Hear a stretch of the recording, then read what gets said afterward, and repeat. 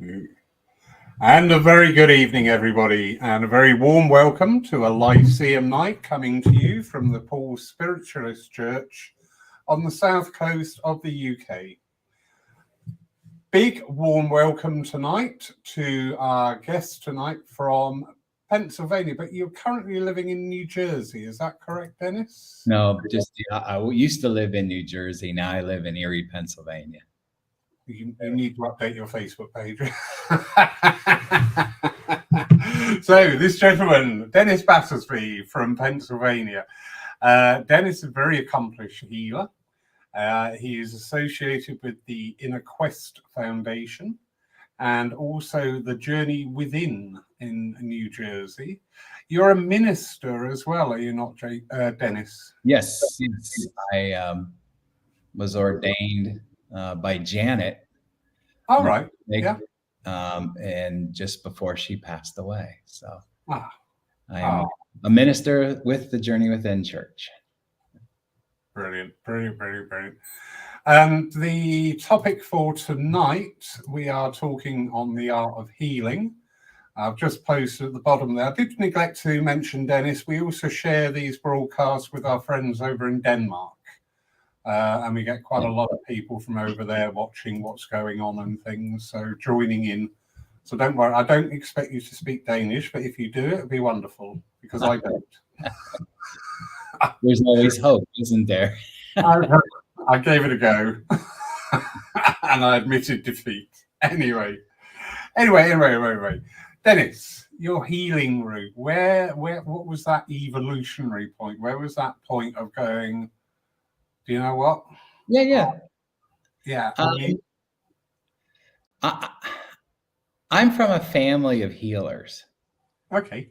A real short, brief. When my father was in high school, he contracted some rheumatoid issues and scarlet fever, and medical doctors gave up on him. And my grandmother found a chiropractor. And he started going to there, and his whole life changed from that. So 3 of his brothers became chiropractors. And sitting as a young man in my uncle's office, he had, I believe in signs. There was a plaque on his wall. It said, "The physician of the future will heal with nothing but their hands," which I understood. Okay, that makes sense for chiropractors. And so going on in life, they were trying to get me to go into chiropractic school.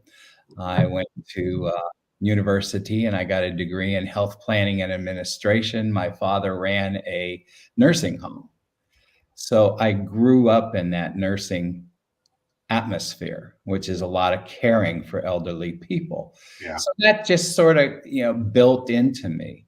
And moving on real quick, I decided to go to massage school instead of chiropractic school. I'll be a soft tissue manipulator. And in the massage school, there was another plaque on the wall, and it said "The Journey Within." And I asked about it, and you don't want to mess with those people. They're down in the basement. They talk to the dead and all that. And I was like, oh, well, but it stuck with me. And one day I was working for the massage school. This is many years later. A client came in and said, "I just took a Reiki class. And since I teach Reiki at the massage school, I asked, who'd you take it with?" And she said, "Well, I took it from Maryland, and it was at the Journey Within." And bing again, So that's how I ended up in the Journey Within. And from that point on, I became a sponge, and I just wanted to learn everything I could about, I was already teaching Reiki, and I already had a modality there, but I knew there was more. And that's where it starts. And that's where I met Simon James and Brian Robinson from the Inner Quest Foundation. And I started taking classes with them and been associated with them for about 16 years now. All right. We say it's funny. It's not funny, is it? we keep getting these little leaders. Oh, journey within. Yeah. Okay, right. You didn't listen that time, so we'll try it again.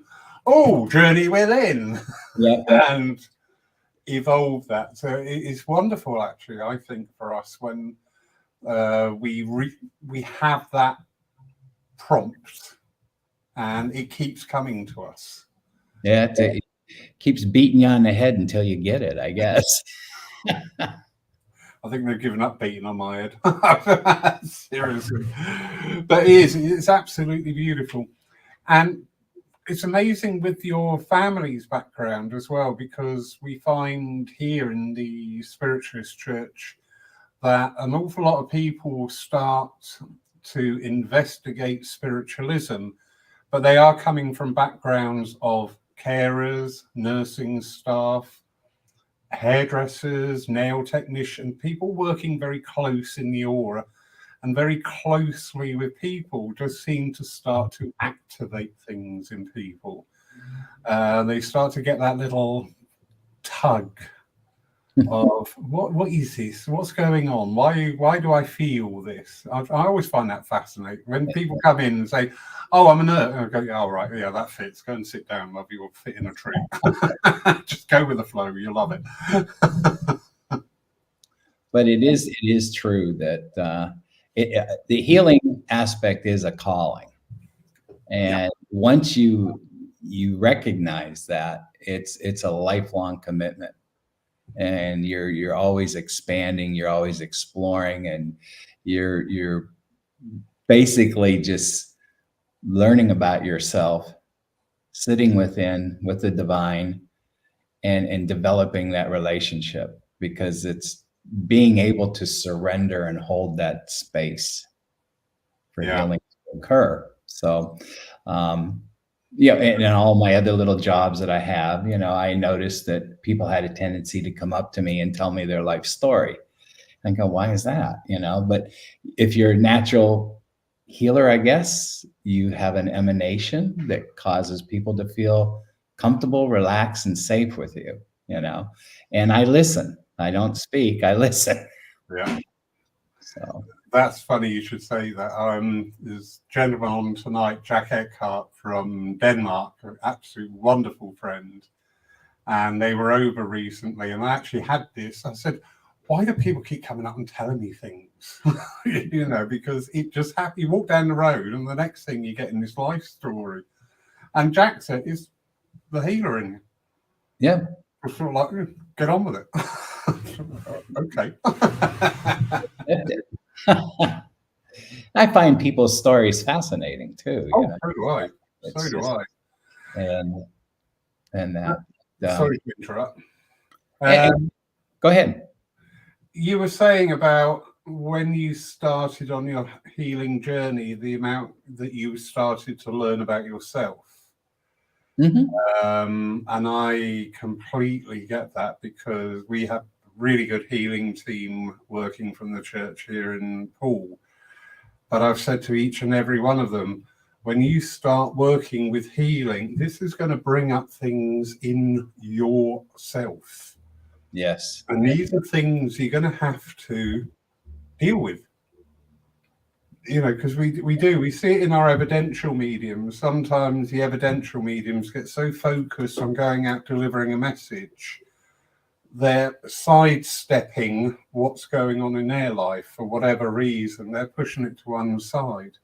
But I have found with the healing team that after a while, they'll come in and say, "Do you know what? I've got this going on, that going on." And you can work through these things. It's much more evident, I feel, in the realm of healers. It's always, up to the healer to heal themselves. Yeah. And they have to really look into that. And it's been a series of steps. I think this past June, when I was on retreat with the Inner Quest Foundation, I had a shift. And, I didn't talk about it for the longest time. And, I won't say what really happened, but it just opened up something that bubbled up. And I was dealing with a loss of my job. Here's another sign. And I didn't realize that for a couple months afterwards. The day that my job got terminated, the position was eliminated, is the same date 1 year prior to when I got ordained.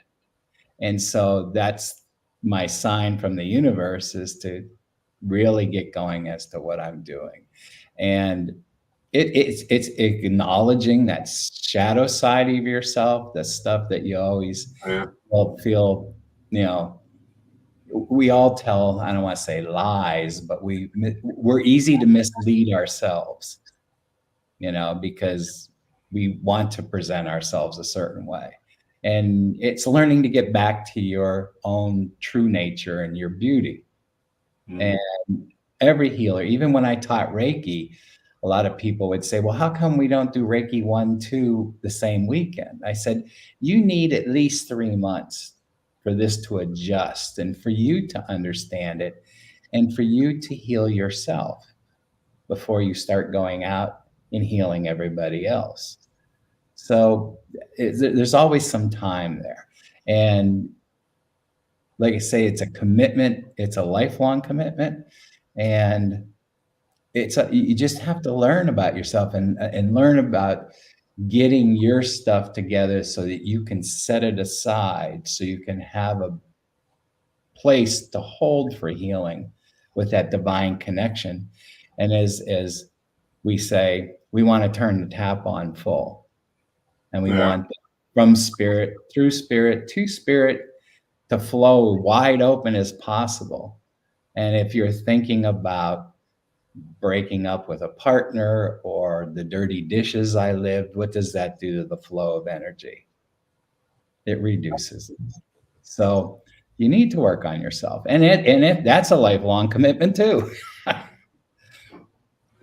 Indeed. And it can be slightly frustrating or concerning or worrying when you see people who, like you said there, well, why don't I do Reiki 1 and 2 in one weekend?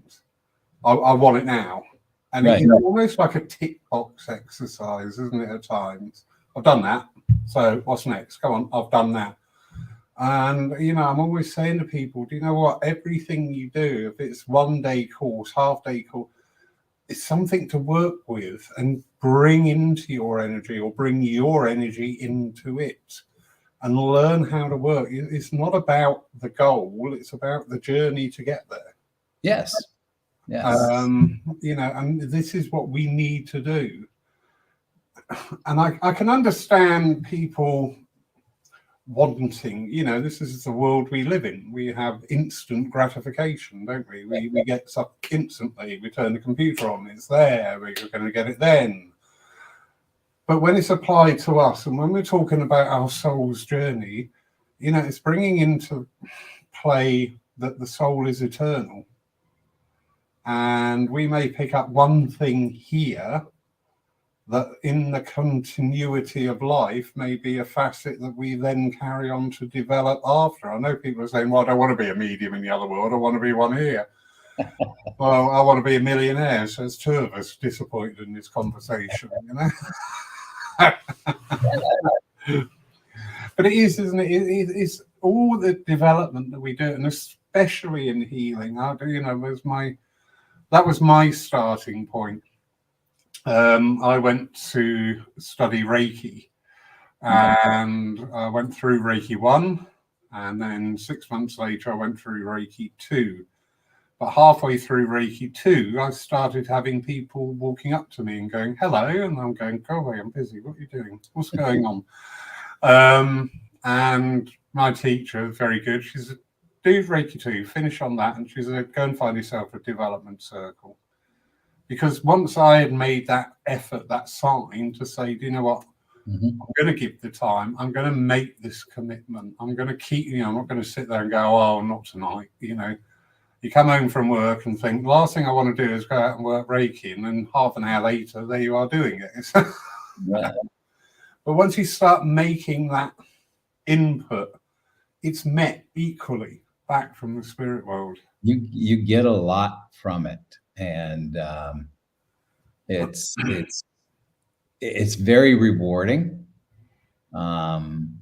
I work with a lot of people right now that are dealing with terminal aspects in their lives, and I give them a free half-hour session. Now, I may do a series of 5 healings with them, and after that, I'll say, "Are you getting any benefit out of this?" And most replies are, "You can't I can't explain the gratitude I have for what you've been doing because it's changed my whole disposition." And when you're doing healing, you got to look at the person as a whole being. It's not just the physical being, it's the mental, the emotional, the spiritual, and we can go on for all these different bodies that we have. But when you're healing somebody, most people, I'll just say, are thinking physical. If I have cancer, you're going to cure the cancer. That may not be what the need is.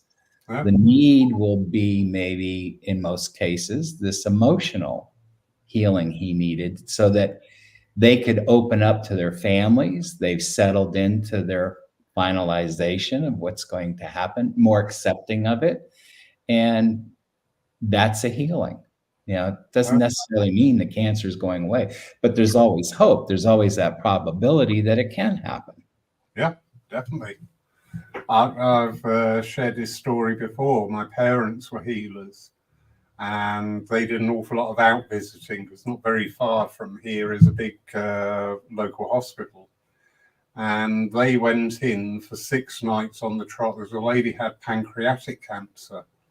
They went in 6 nights on the trot, giving healing. The 7th night they went in, and the lady had passed, and the son was there. And understandably, the guy just lost his mum, so understandably a bit raw. And said to me, "A lot of good you were. My mum's dead." Blah blah blah. Which, yeah, as I said, totally get it. However, one of the nurses said to me, "Mum," afterwards, she said, "You know what? She never had any pain relief. And pancreatic cancer can be one of the most excruciating cancers you can have." And she said she never had any pain relief. So, yeah, we can't thwart the life plan. I always try to say to my healers, don't go in with a want. Don't want them to cure the cancer. Don't want the leg to get better. Because when you start with the want, you're working from here. Just go in. And it's really nice to hear you saying about all the different bodies, because that's another thing that I teach. A bad back might be an echo from the emotional body of something going on there, and that's how it's manifest. So, yeah, it's learning to surrender to that divine intelligence, that healing intelligence, and knowing that you aren't a physical part of the healing, but you're the instrument that allows the healing to take place. You hold that space so that the patient, will say, can start to relax, heal, be comfortable, even if it removes stress and anxiety in their life. That stress, we know, is a very big silent killer, and we're all under some stress these days. And if you can just have somebody come in and calm that, take that away for a short while, it does benefit. Even if you get a good night's sleep after it, Yeah, it's all healthy. Definitely. Because we see with carers and family who devote their time to looking after relatives or partners who are extremely poorly.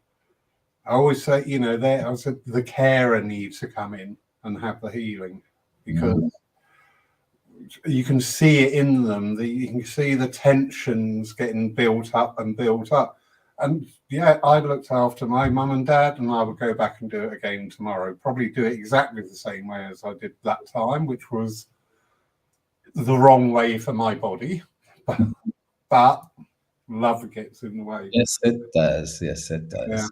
Yeah. And yeah, you're quite right. Even if we say even if, but if they have a really good night's sleep, we all feel better when we've had a good night's sleep. We all start that new day fresh. We all start that new day with the opportunity for hope to come back in, for dreams to come true. So just having a good night's sleep is key to massive changes, the potential.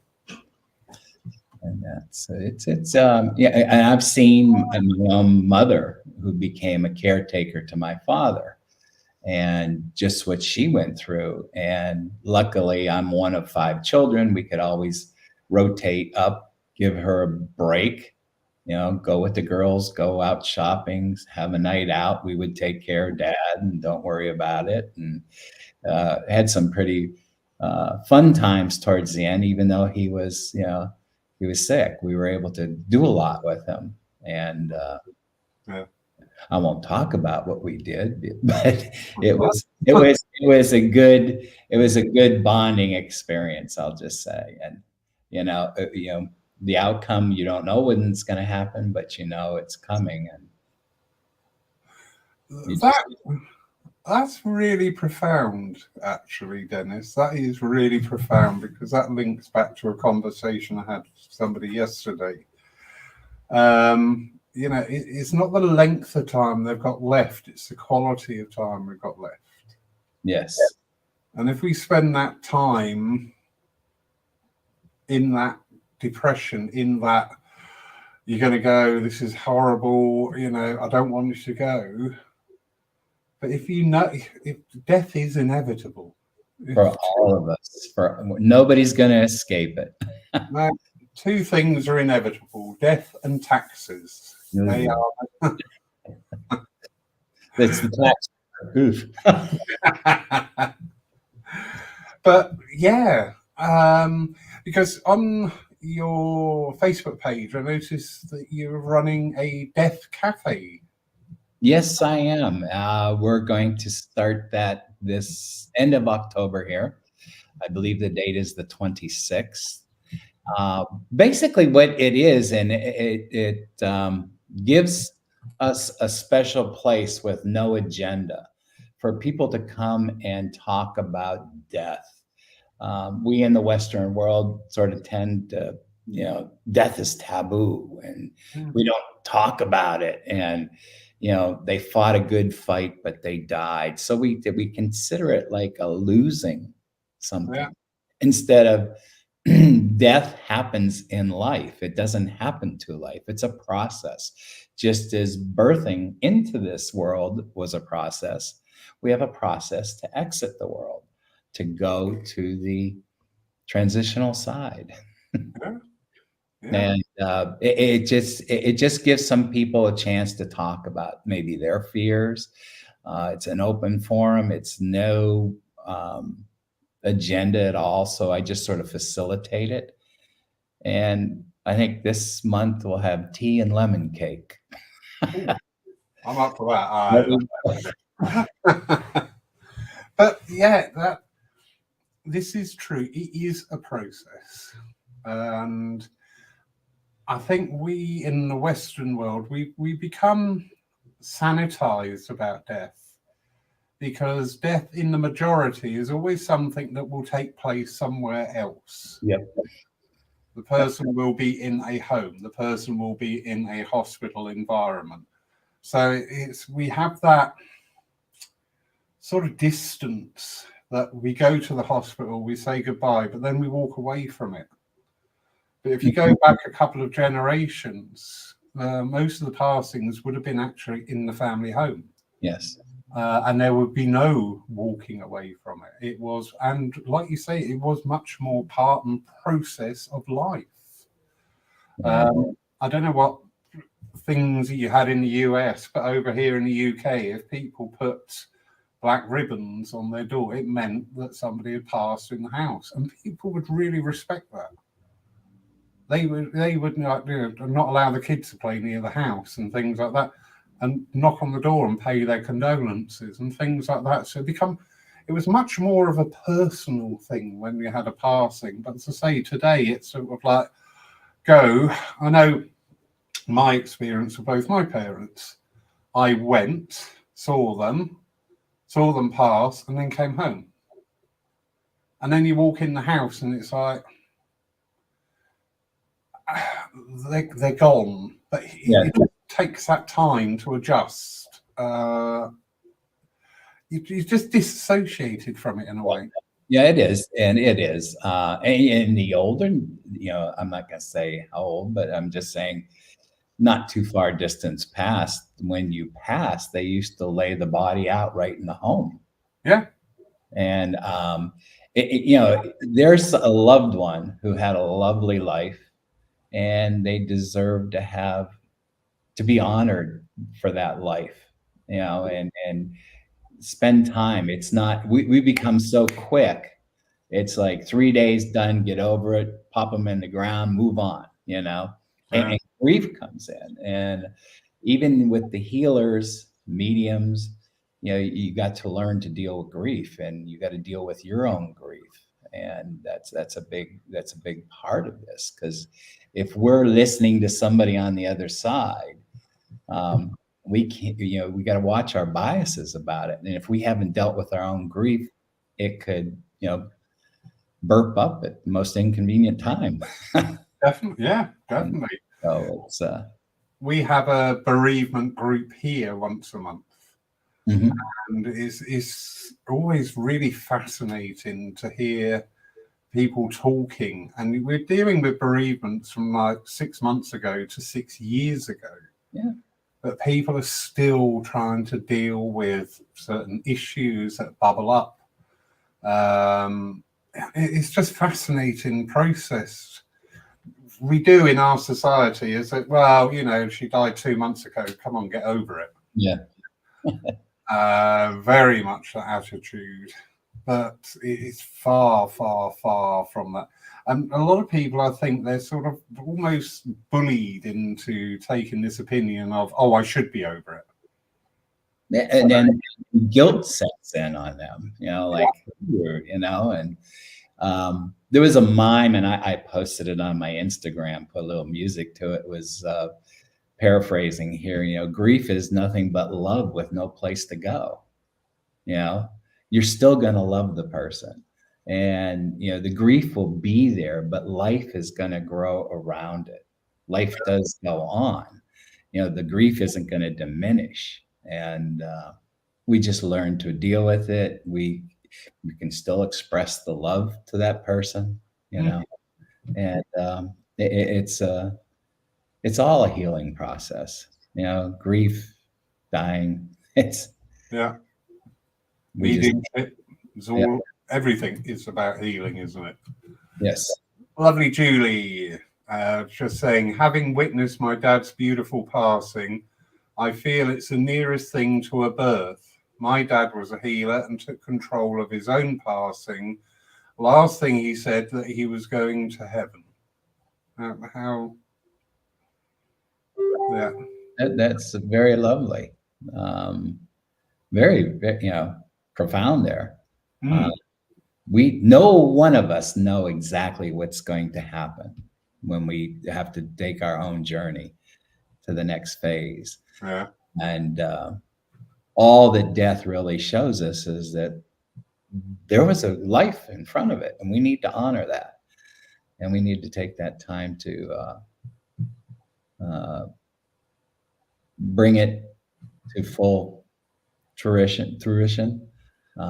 Yes, we're all gonna go. We're all gonna, either, depending on how you go, but at the end, back into the ground. We'll just say, dust to dust. Yeah.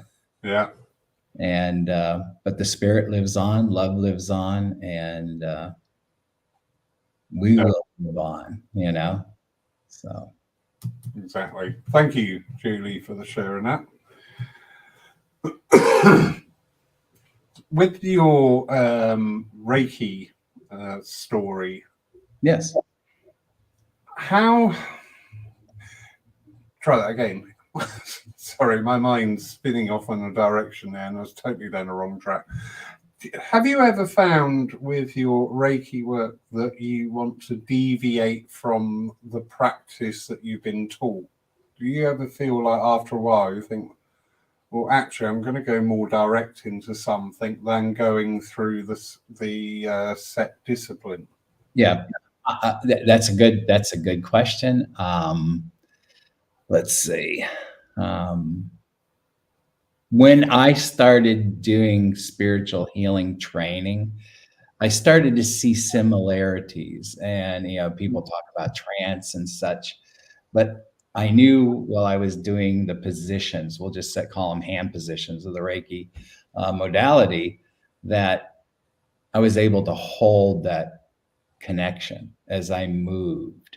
And the spiritual side of it is, and it's, if you look at Reiki, it's sort of not controversial, but it's got a lot of perplexing to it, because it's, you have these hand positions, but yet they tell you you can't control where Reiki's going to go. Yeah. He's going to go where it's needed. So on the spiritual healing side, we have no control over that. The need is going to go where it's needed, and so I just figured, okay, now I can eliminate some of the hand positions. And when I do a healing, it's probably a mix. I like to do the 4 head positions and get the person sort of calm.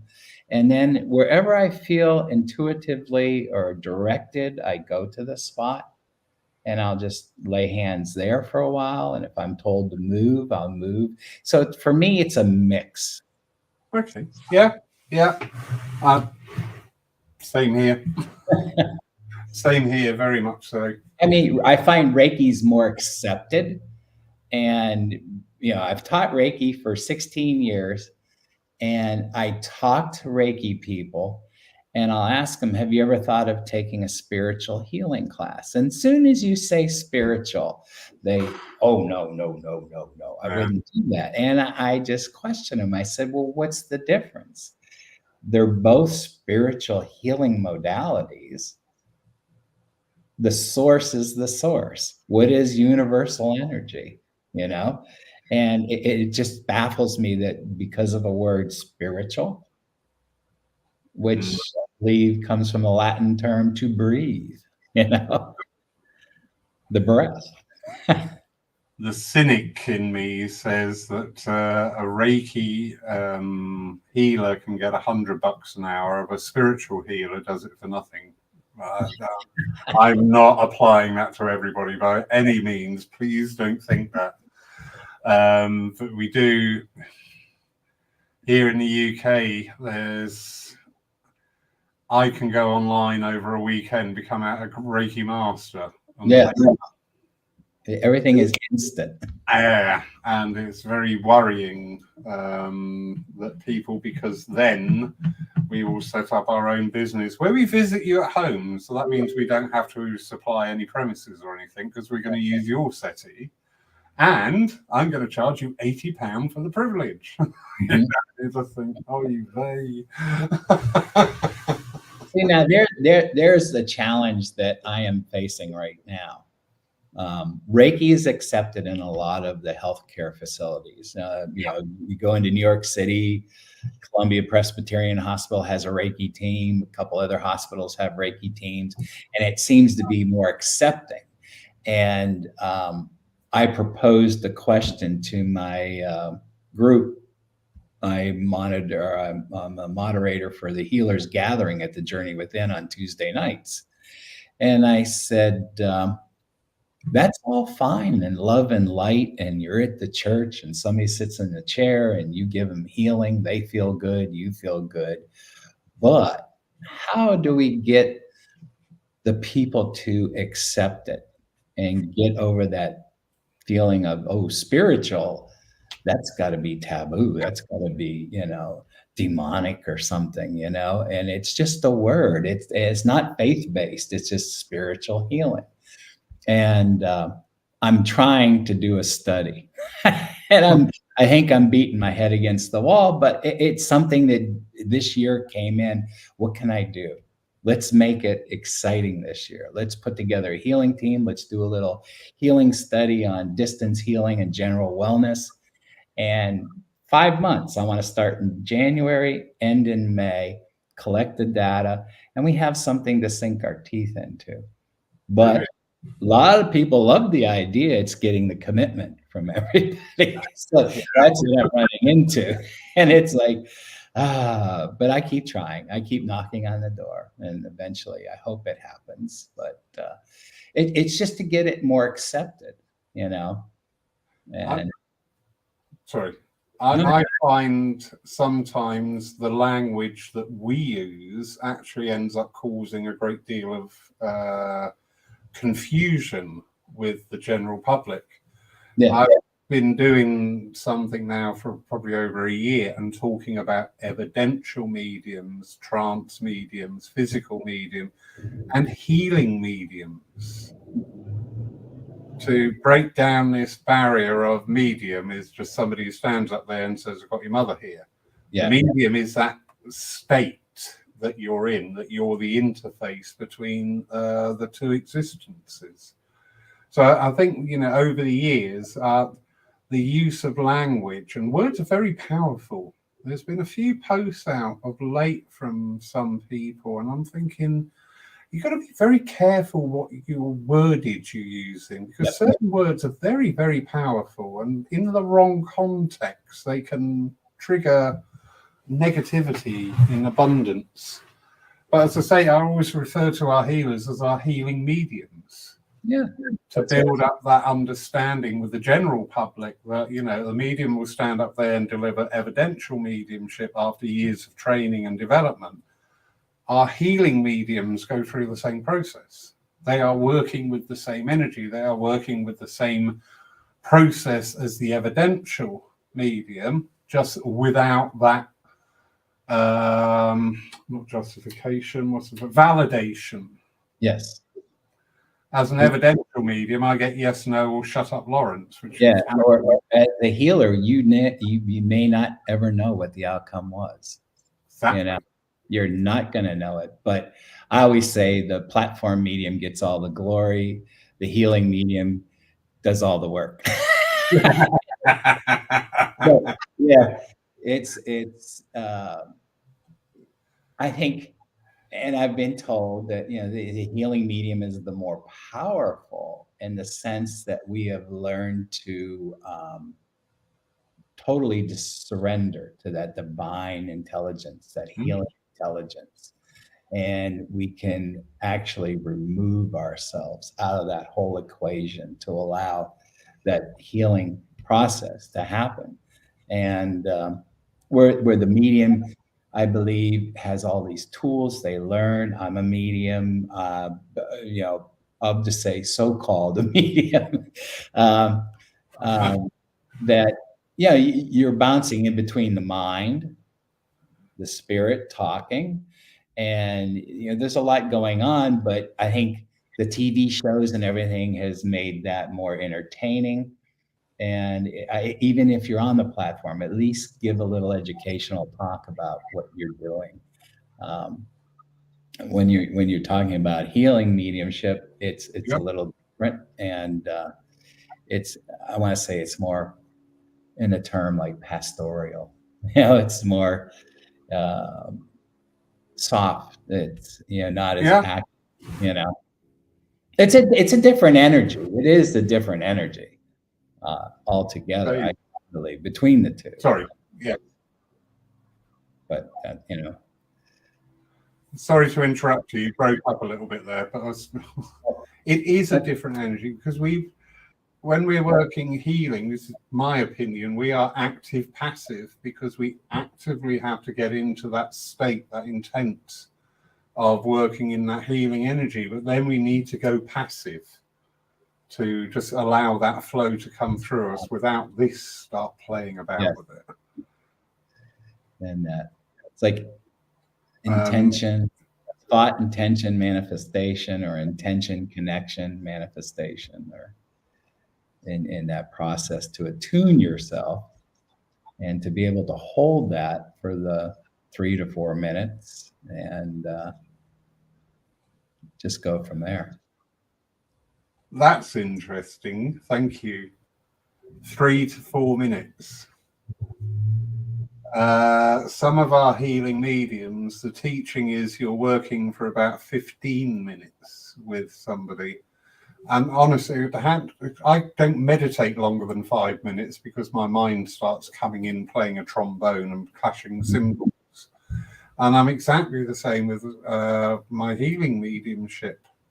That it's a 5 minute duration and step aside. So thank you, Dennis. I don't feel half as bad now. My belief is you have that intention, you make the connection, and I think the healing happens like that. But if we just went go, go, go, what would the audience think? You know, what would the person say? Did he really do something? You know, did they? Yeah, I don't know if I felt anything. You know, I don't. You know, 3 to 4 minutes in a church service. I do go longer. I've gone up to a half hour with people, you know, in my office, and maybe it's my own addiction to it. I love it, you know. it's just, yeah, it's very pleasing, calming, and I love what I do. But when you're in that church, Yeah. how much time can you do? Sometimes, and I've been told a couple times that Janet, when I was the last healer standing and still healing, would give me, "Come on, get over. We got to get on the service."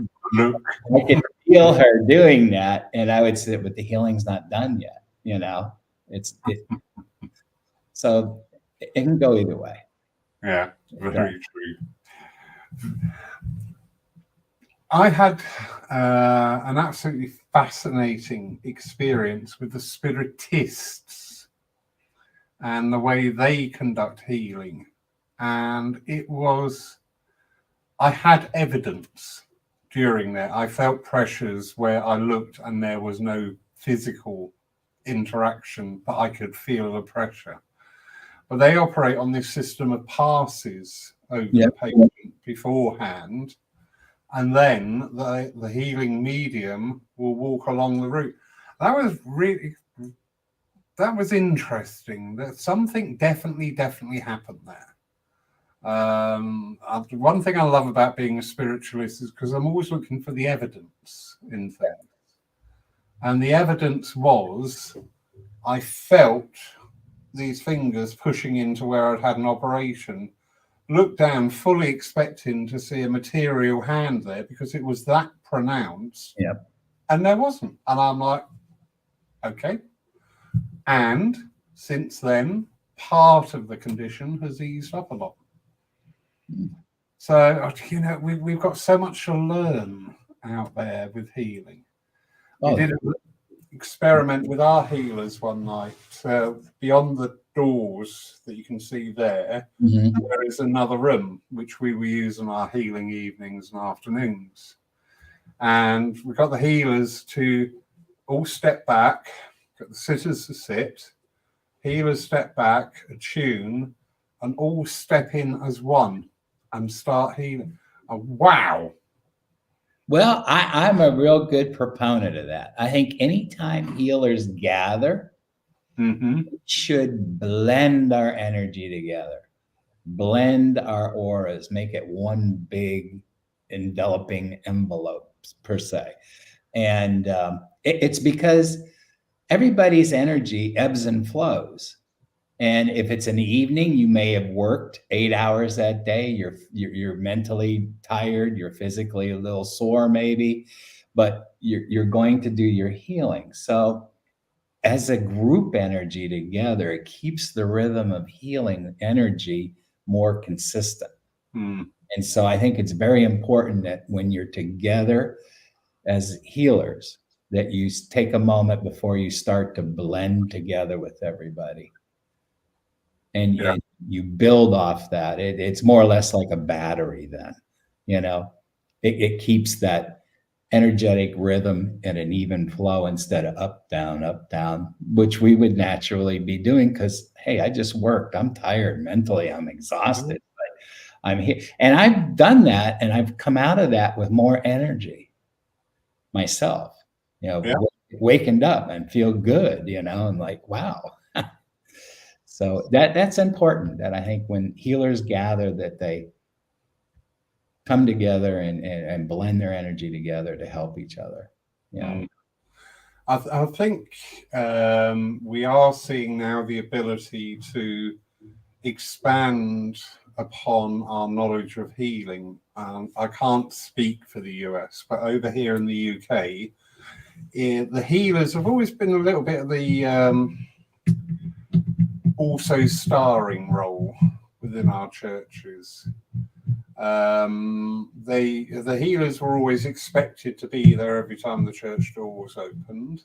They very rarely got a mention, maybe a brief acknowledgement.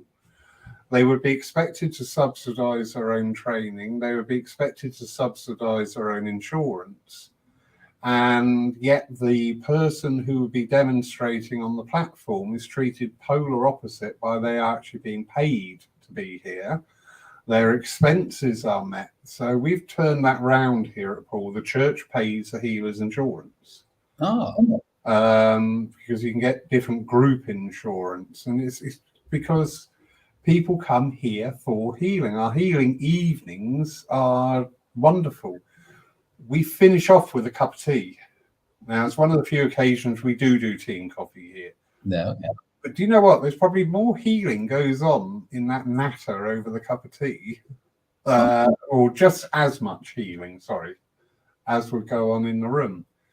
But as I say, we've just started now looking at our healers, looking how we interact as healers, and what else we can do, and trying things. And it just seems to got healing's been given a little bit of a shove now. Which I'm finding fascinating, absolutely fascinating. It's broken the shackles of you're a healer, you do this and nothing else, and don't say anything, be quiet and just make sure you're here every Sunday. It's really unfair. It's more than that. It's more than that. And we do play an important role in building a spiritual center, I believe. If you've got a good, strong foundation of healing, and you can build on that, and people sort of sense that, and it could draw people to you, to the service, to the church, to the center. It has its, like I said, we don't get the accolades that the platform medium does, but I think we're just as important, if not more important. Yeah. Well, it's the dedication of a healer. Yeah. It is. It seriously is the dedication of a healer, because again, evidential mediumship, you get that validation in the response of the sitter. The healer just gives. Yes.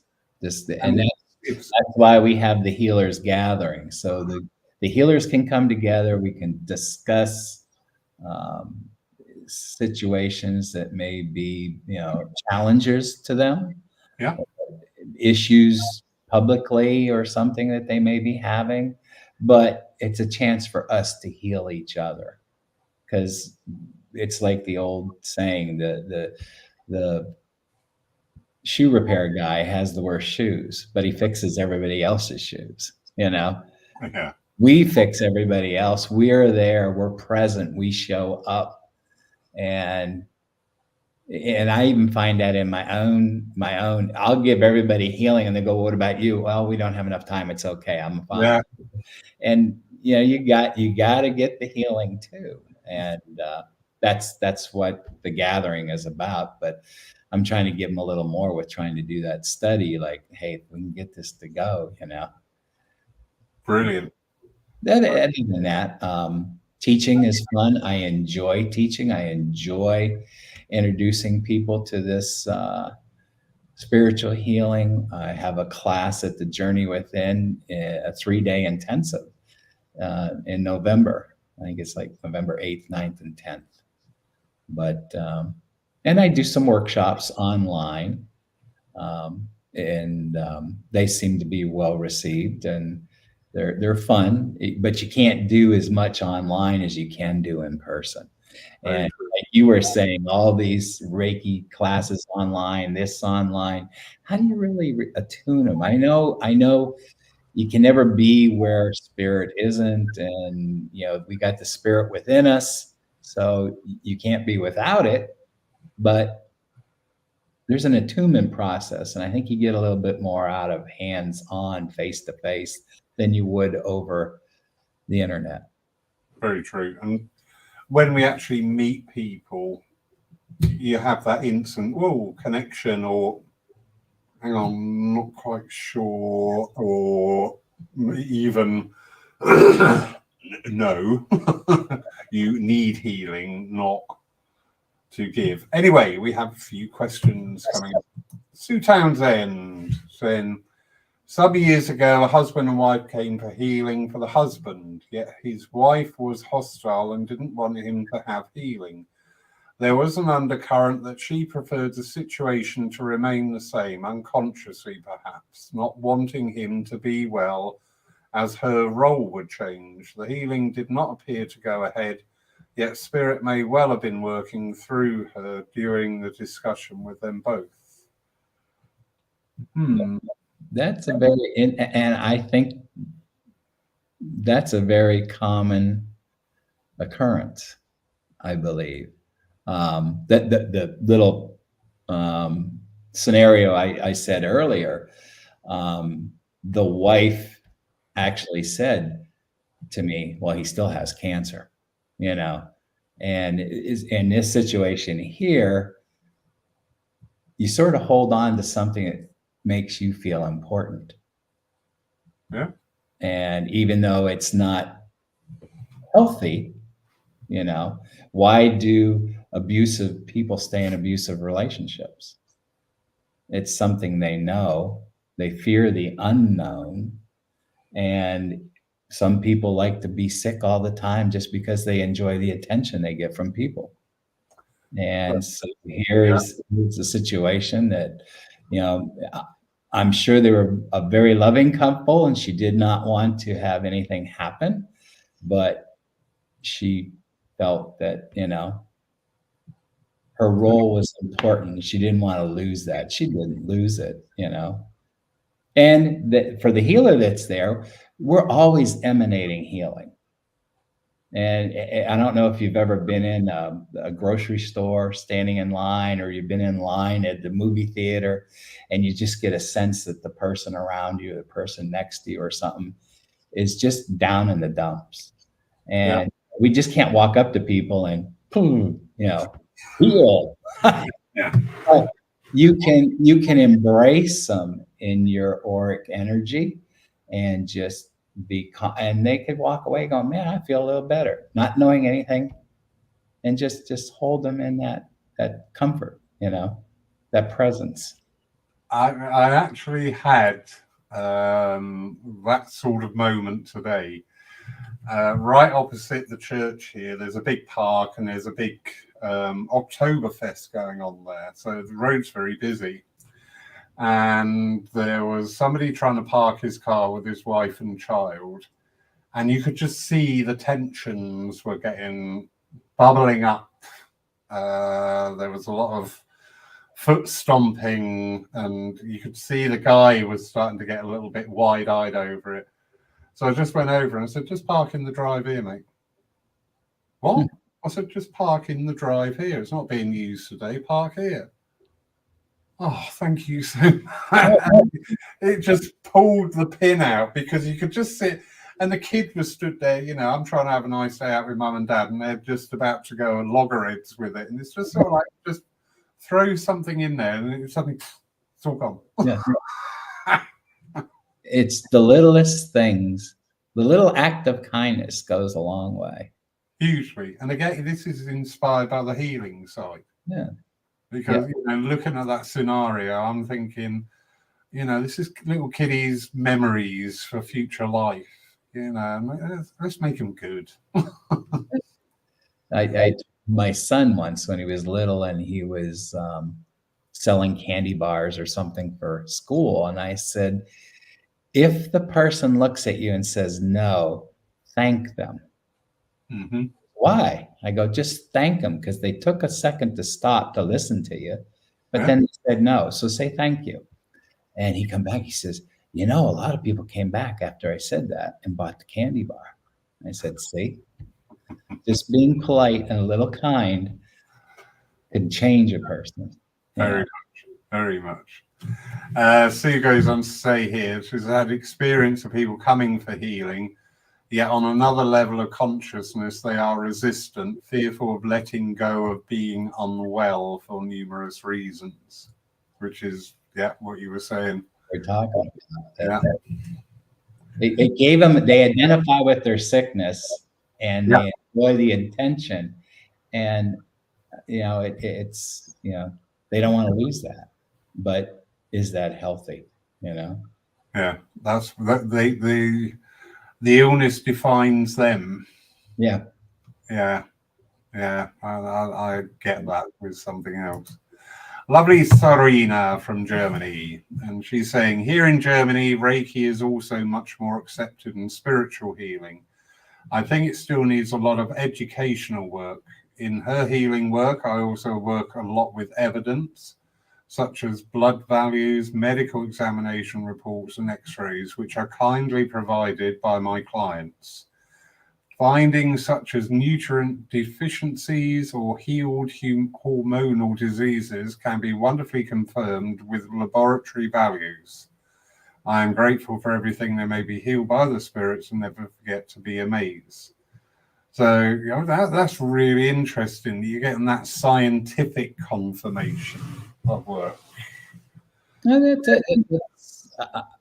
is very interesting. I mean, I don't know if I could tell one of my patients, bring your medical papers with me, or, you know, when's the last time you had blood work done? Can I see that? I'm not a trained, you know, reader of all. If you've ever had blood work and you've seen your report, I'm always Googling, what's that mean? What's that mean? See what it is. But yeah, if you have something, you know, that you can base it on, like a baseline of that, and you can see what your healing is done. And it's here you have to be careful because we can't diagnose. We can't prescribe because that's not our scope of practice. And but it's very interesting, and that she's able to do that. That's great. Thank you, Serena. This sometimes is met with a little bit of animosity, but I think there is much more need for the sciences and spirituality to be working together. To try and understand each other. I've had varying people. Some people go, "Yep, definitely love that." Other people are like, "Oh no, don't bring science in. All they want to do is disprove it." But I think we had a gentleman on probably about 2 years ago, and he just came out with a really interesting little fact.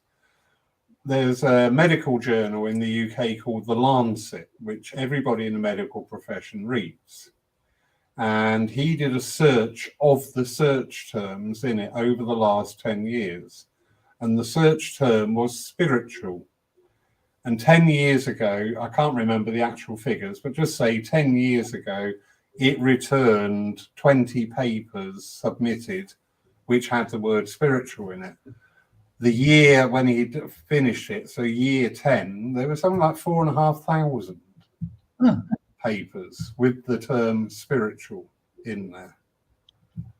So it's interesting. We had a doctor, the local hospital has got a specialist cancer wing, and we had an Indian doctor came to us and joined in with our healing sessions. And I said, "So what is it? What's the pull? Why do you want to know more about what we do here?" And he said, "I just want to understand things." He said, "We've got 2 wards over there. One is painted green and one is painted blue. If you go on the blue wing, you have a 33% better recovery rate than if you go on the green ring." I thought, wow, we can, you know, oh, great, we're talking vibration now and energy.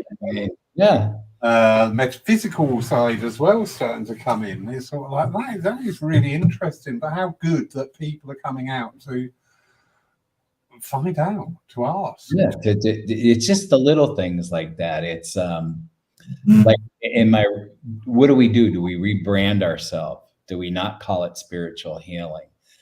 Do we need to come up with another name?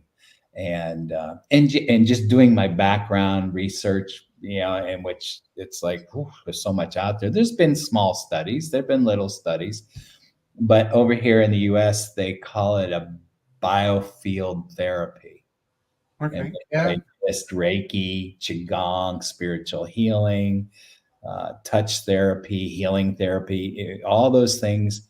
Academically, they've termed them biofield therapies. And I said, okay, well, there's an avenue to talk to the academic world about what we do in our modality. But the minute you say, well, I'm a medium, or Yeah. I'm a spiritualist healer, and and they like, it's too woo-woo for them, maybe. I don't know. But if you use the term biofields, therapy, it's to the academic side, it sounds normal. I'm not sure if I want to introduce healing mediums as biotherapists. A little bit too close to soap powder. Okay. We have bio and non-bio. There we go. Biodegradable, aren't we?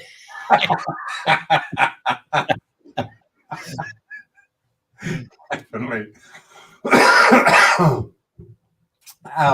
Dennis, sir, thank you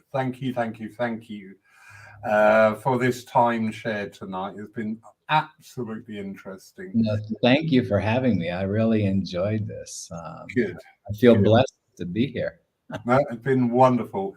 With your permission, can we retain this on our library, which is available on YouTube and Facebook for people in the future to yes interact with and pick up from? Thank you. That's appreciated. Okay. Absolutely wonderful evening. What a wonderful, wonderful man. I must ask, are you being affected much by the terrible weather that New York's been having, or is that too far? It's about 6 hours away. And my son lives right across the river from New York City. And I texted him earlier this morning and said, how you faring? He goes, well, New York City's sinking, but I'm leaving for London today. And he got on a plane and left. He's landing in London. I'm not sure now because the time things. It's what, 8 o'clock there? Yes, it is. Okay, so it's 3 here. I still have an afternoon of college football to watch, and and my son may be landing sometime soon. Who knows?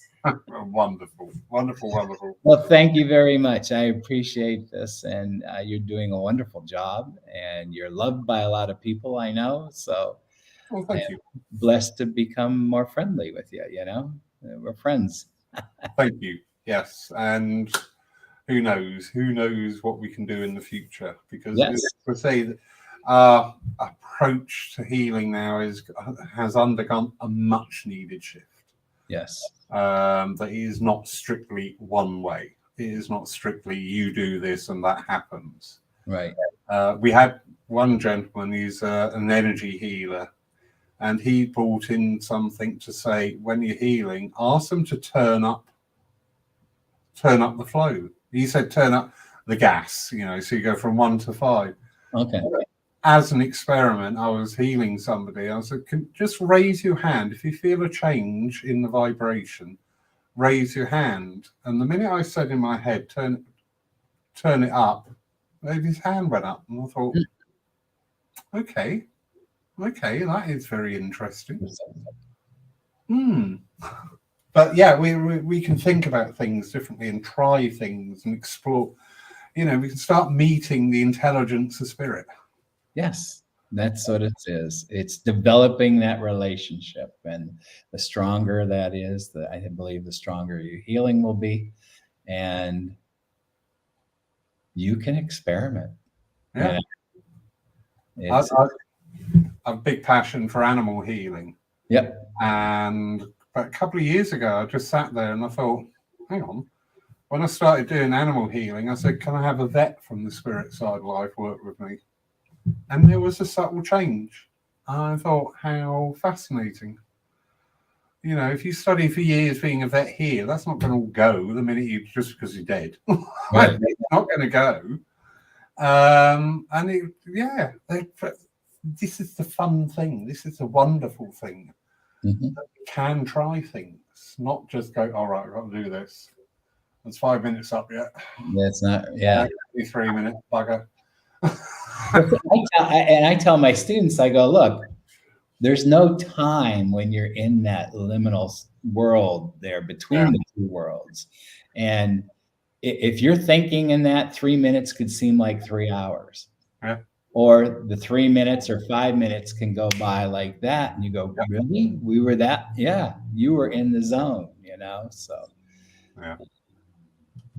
Anyway, so thank you. Thank you so much.